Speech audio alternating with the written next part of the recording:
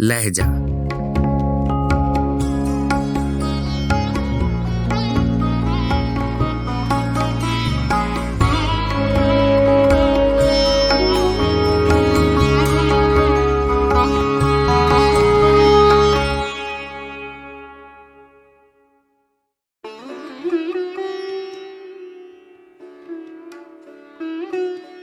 خطوط غالب، آواز و پیشکش راحیل فاروق۔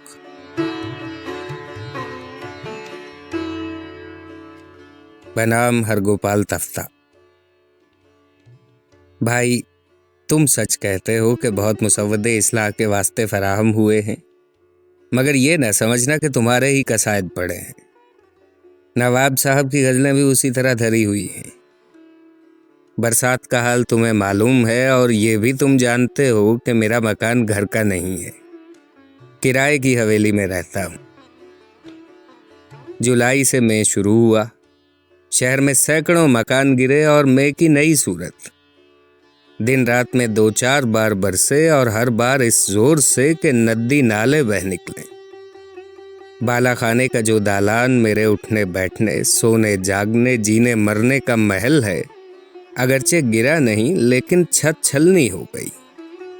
کہیں لگن، کہیں چلمچی، کہیں اگالدان رکھ دیا۔ قلمدان کتابیں اٹھا کر توشے خانے کی کوٹڑی میں رکھ دیے۔ مالک مرمت کی طرف متوجہ نہیں۔ کشتی نوح میں 3 مہینے رہنے کا اتفاق ہوا۔ اب نجات ہوئی ہے۔ نواب صاحب کی غزلیں اور تمہارے قصائد دیکھے جائیں گے۔ میر بادشاہ میرے پاس آئے تھے، تمہاری خیر و عافیت ان سے معلوم ہوئی تھی۔ میر قاسم علی صاحب مجھ سے نہیں ملے۔ پرسوں سے نواب مصطفیٰ خان صاحب یہاں آئے ہوئے ہیں، ایک ملاقات ان سے ہوئی ہے۔ ابھی یہیں رہیں گے۔